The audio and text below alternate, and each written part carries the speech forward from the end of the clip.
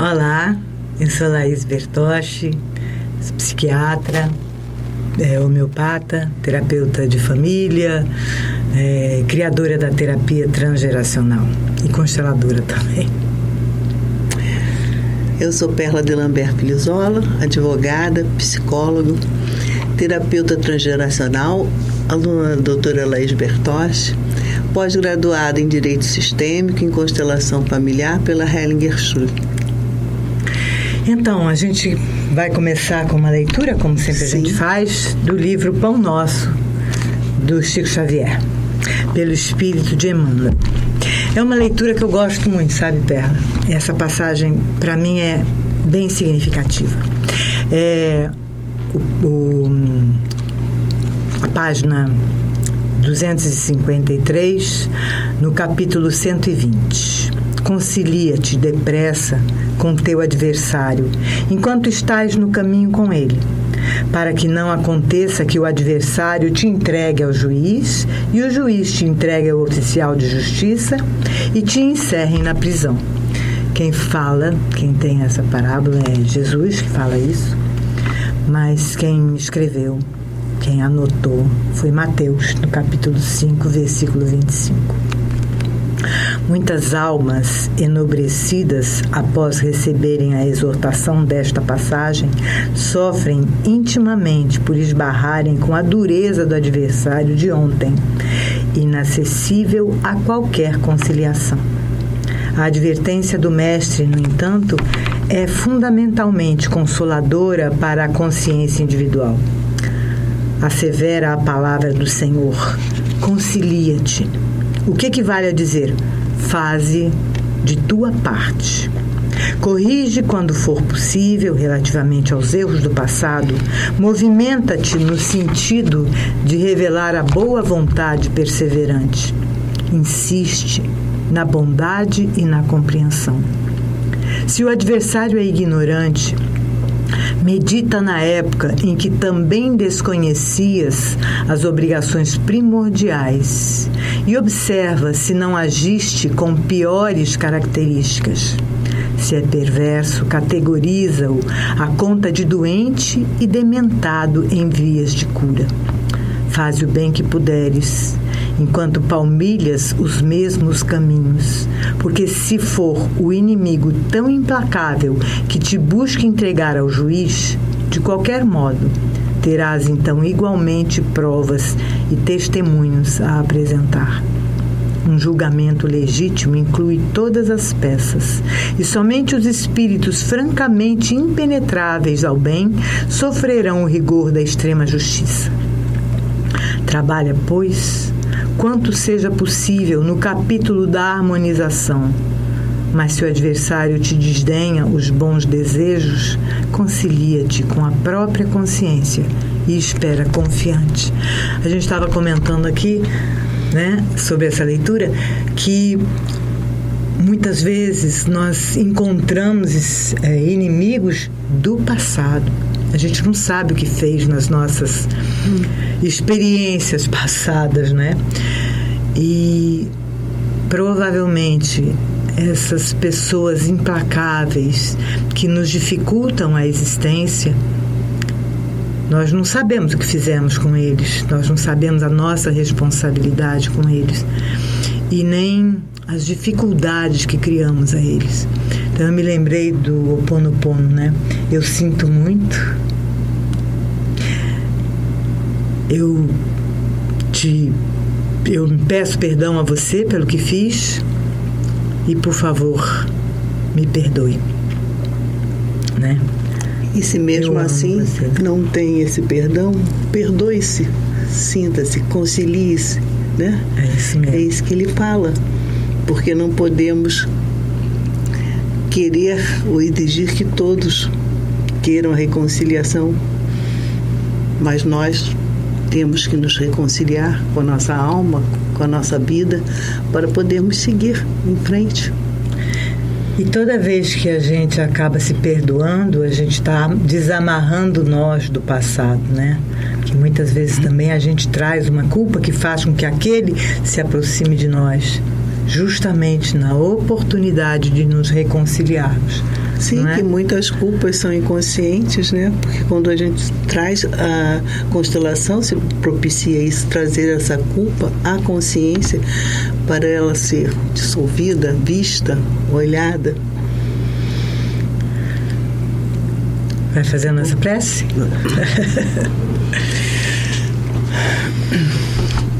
Que os mestres espirituais nos acompanhem nesse trabalho, em nosso caminho.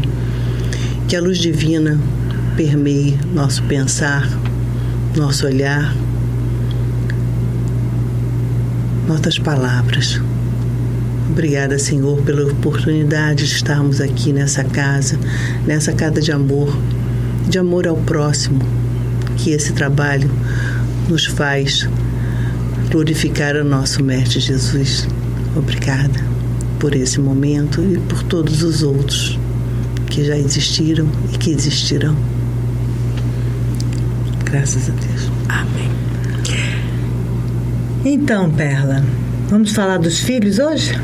Sim, nós, filhos. Viramos mães, avós, mas nunca deixamos de ser filhos? É verdade, é verdade. O ser filho é o que possibilita que a vida continue na Terra, né?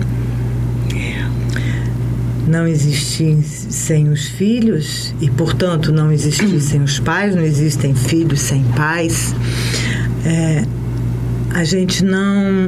A espécie humana não teria lugar na Terra. E aí, essa honra que cada filho tem, ou sente, ou percebe, de estar aqui, né? Primeiro como filhos de Deus, filhos do Espírito, e depois como filhos do homem e da mulher. Do homem e da mulher. E você falou algo que é muito importante, parece que tem filhos que esquecem. Nós sempre temos um pai e a mãe. Nosso pai, nossa mãe faz parte da gente. Não importa se nem o conhecemos. É verdade, a gente só tem o corpo físico porque um dia um homem e uma mulher se uniram, mesmo que tenha sido fecundação in vitro, mas houve um esperma, né? Houve um gameta masculino e um gameta feminino, um óvulo, para que essa união para que pudéssemos ter um corpo, né?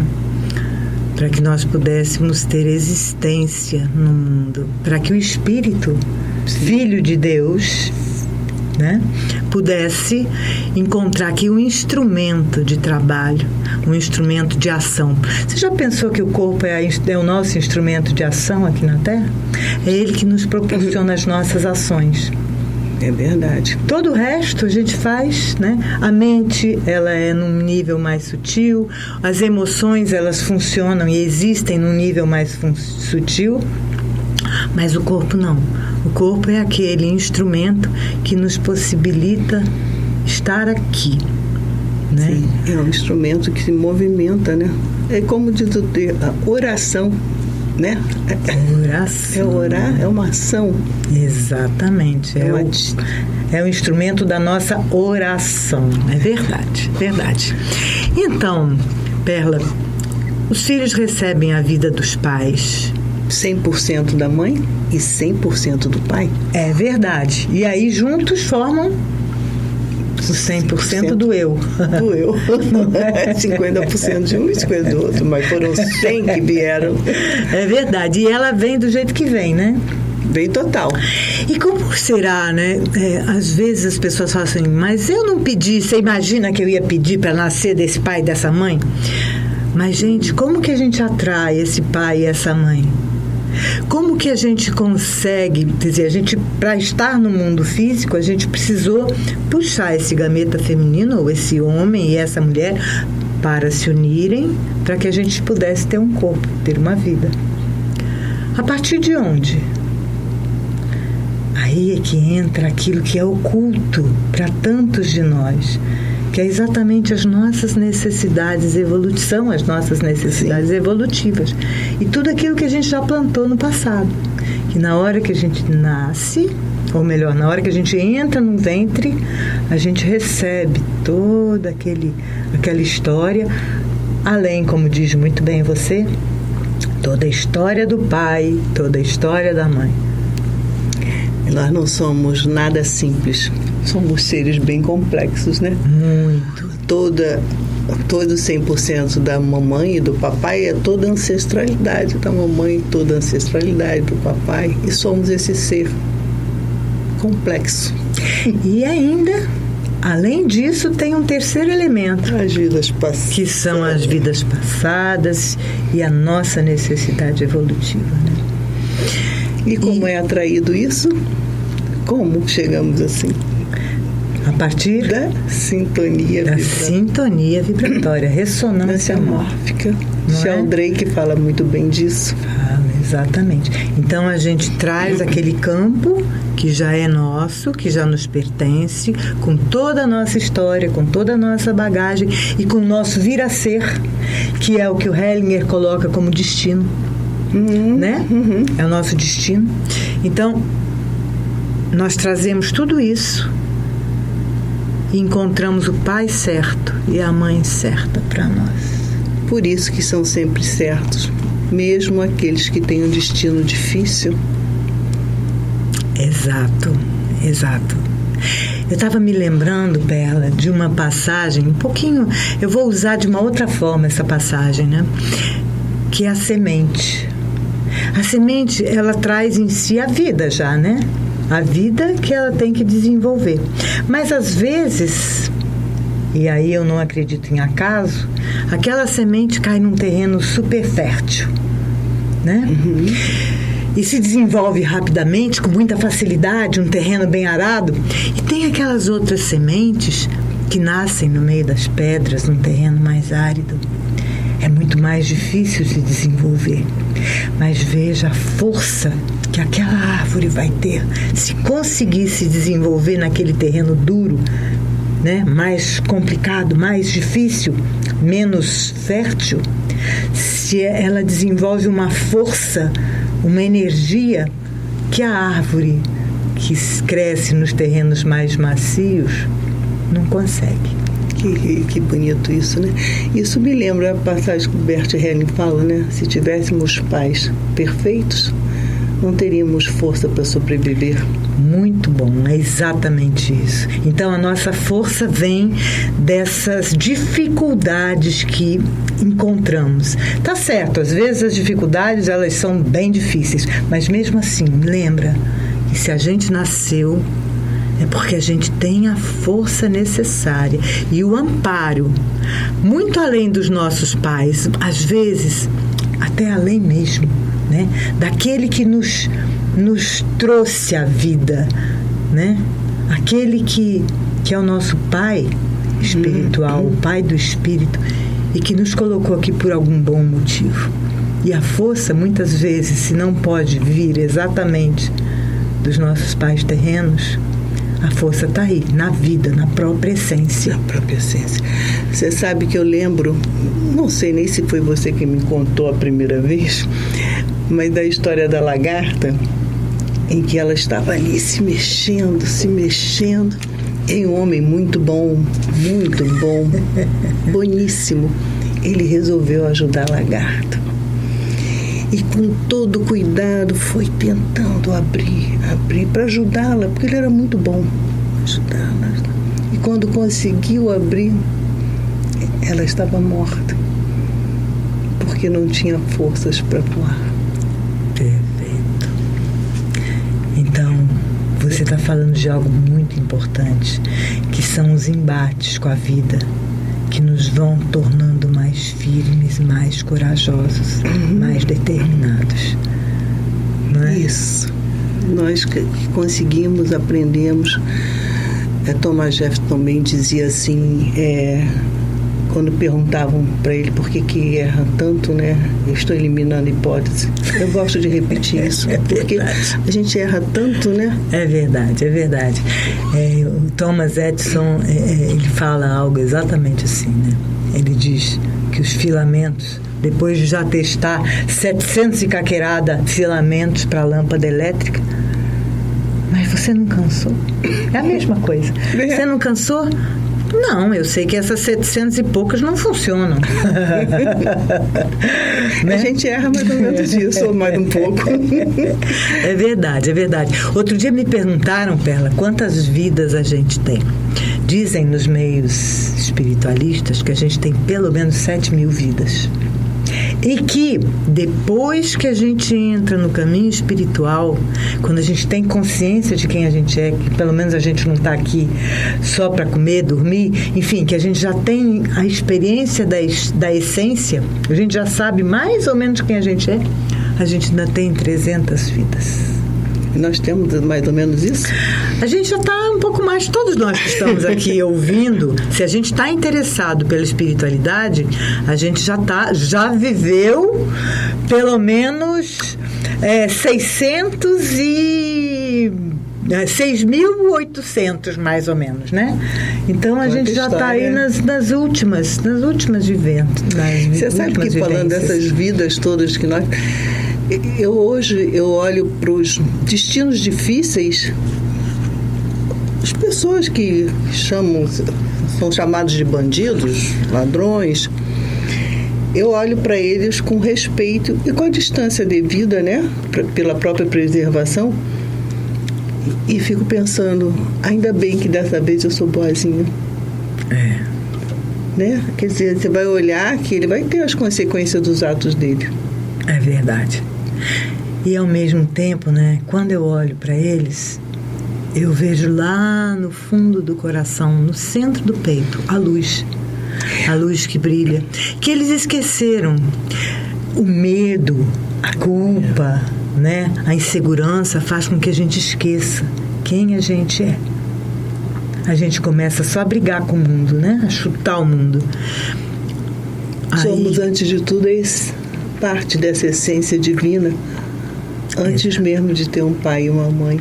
Perfeito. E quando a gente se lembra disso, a gente se reconecta com aquilo que somos e podemos agradecer a oportunidade de estar aqui, né? É verdade. A oportunidade de termos esse pai do jeito que é e essa mãe do jeito que é, com todas as dificuldades, mas também com toda a grandeza de estarmos aqui e ter a oportunidade de fazer diferente. É verdade. E quando conseguimos tomar nossos pais, olhar para eles e dizer sim,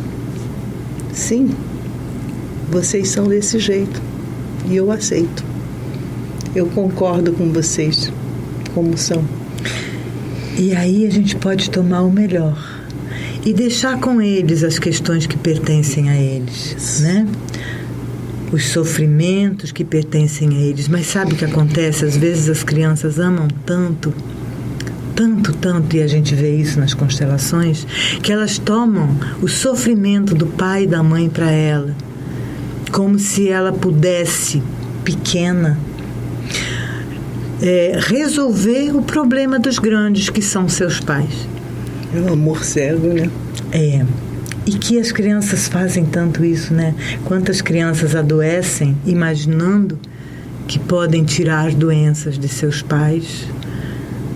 Quantas crianças sofrem e quantas crianças adultas até, porque permanecem crianças, não têm sucesso na vida exatamente porque estão identificadas com algum insucesso, com algum sofrimento da família de origem.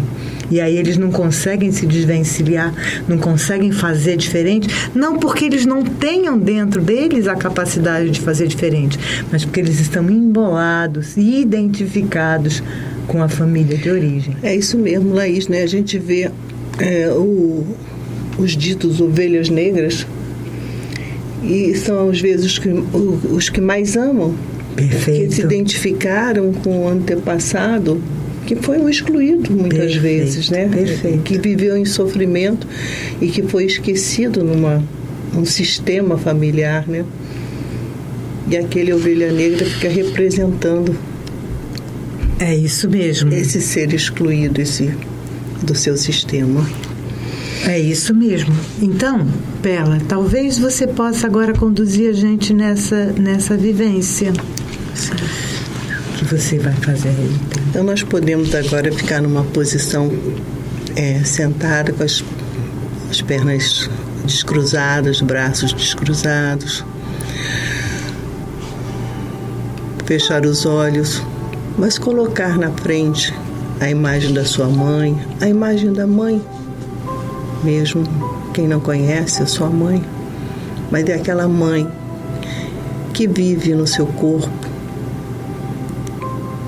que vive na sua genética, no seu DNA. E internamente dizer: mamãe, eu tomo a vida de você em sua totalidade, com tudo que a envolve. E pelo preço total que custou a você e a mim. Eu sou grata pela minha vida, do jeito que ela foi, do jeito que ela é. Eu tomo você como minha mãe, minha mamãe querida. Você é a mãe certa para mim. Você é grande e eu sou pequeno, e sempre será assim, mamãe. Eu tomo você como minha mãe do jeito que você é e me alegro, porque você tomou meu pai. Vocês dois são os certos para mim. Só vocês. Obrigada, mamãe. Obrigado, mamãe. E nós podemos ficar um pouco observando e recebendo essa energia que vem da Mãe Maior. É dito que nossas mães representam aqui na Terra essa que é a Mãe do mundo, a Divina Mãe. Para muitos conhecido como Nossa Senhora, para outros a fonte da vida, que se manifesta em todo mundo material. Não por acaso nossa Terra, nosso planeta azul, Gaia, é feminino e acolhe a todos os seus filhos. E nesse momento agradecemos a oportunidade de estarmos aqui. Amorosamente recebemos a vida e realizamos o melhor. Que nesse momento possamos pedir as bênçãos dos nossos pais e especialmente de nossa mãe. E talvez dizer a ela: mamãe, me abençoa se eu faço diferente. Que Deus nos ilumine, que Deus possa amparar sempre, que possamos sentir o seu amparo em cada coração. Que a cura que vem da sua presença em cada um de nós seja real, pois tu és onipresente, Mãe amada. Tu estás em todos os teus filhos. Desperta teu poder de cura em nossos corpos, em nossas mentes e em nossos corações. E que esses momentos de paz possam envolver todo o nosso planeta. Que assim seja.